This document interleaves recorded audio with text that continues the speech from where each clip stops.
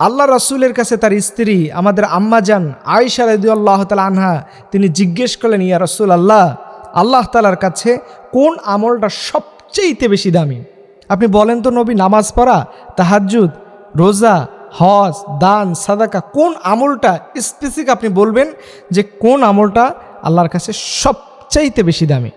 প্রশ্ন করছেন নবী সাল্লাল্লাহু আলাইহি ওয়াসাল্লামের স্ত্রী আম্মাজান আয়েশা রাদিয়াল্লাহু তাআলা আনহা।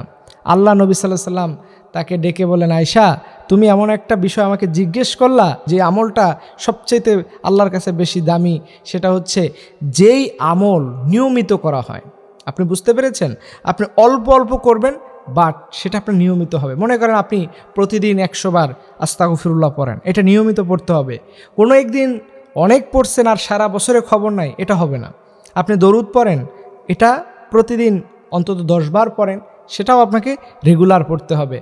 আহাব্বাল আমালি ইলাল্লাহি আদওয়ামুহা ওয়া ইন কাল্লা, আল্লাহর কাছে সবচাইতে দামি আমল হচ্ছে যেই আমলটা নিয়মিত অল্প অল্প অল্প করে করা হয়। কিন্তু কোনো আমল আপনি একদিন অনেক করলেন, 1 মাস অনেক করলেন, 1 সপ্তাহ অনেক করলেন, কিন্তু পরবর্তীতে দেখা যায় যে এই আমলের ধারে কাছেও আপনি থাকেন না। এরকম হয় না যে ধারে কাছেও কোনো মানুষ নাই, একদিন করেছে তো আর সারা বছর কোনো আমল করা লাগবে না? না, এটা আল্লাহর কাছে মোটেই পছন্দনীয় নয়। আল্লাহ তাআলা চান যে আপনি সবসময় যেন নিয়মিত আমল করেন। আর নিয়মিত আমল যারা করতে পারে আল্লাহ তাআলা তাদেরকে অবশ্যই অবশ্যই এমন উত্তম জাযা, উত্তম রিজিকের ফয়সালা করে দিবে যা পৃথিবীর মানুষ কল্পনা করতে পারবে না।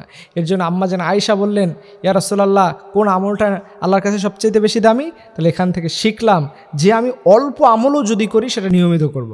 আমি মানুষকে দান করি, আমার এই অভ্যাস আছে, আমি প্রতিদিন 1 টাকা দান করব, কিন্তু আজকে আমাকে করতেই হবে। এমন অনেক ইতিহাস থেকে পাওয়া যায়, যদি গরিব ভিখারি বাড়িতে না আসে, অসহায় সায়েল দারিদ্র মানুষ যদি বাড়িতে না আসে, তাহলে সাহাবা একরাম কষ্ট পেতেন যে আজকে কেন ভিক্ষুক আসলো না, আজকে কেন আমি মানুষকে দান করতে পারলাম না, এর জন্য পেরেশানি বোধ করতেন। অথচ আমরা কিন্তু এই সময় এসে পেরেশানি বোধ হচ্ছে না। তাহলে আপনাকে প্রতিদিন নিয়মিত করে অল্প অল্প করে আমল করতে হবে।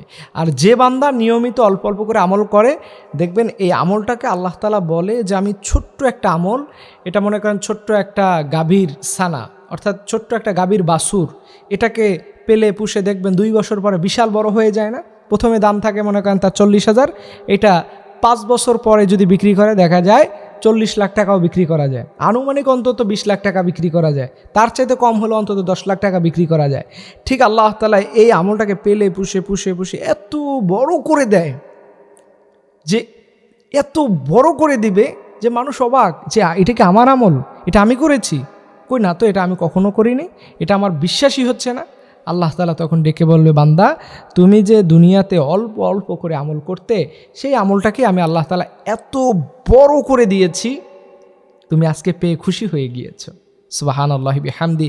এর জন্য আসুন আমরা নিয়মিত আমল করি এবং আল্লাহর কাছে যেই আমল সবচাইতে বেশি পছন্দের সেটা আমরা করার চেষ্টা করি। রব্বে কারীম যেন আমাদের আমলের মধ্যে বারাকা দান করে। সবাই বলুন আমিন।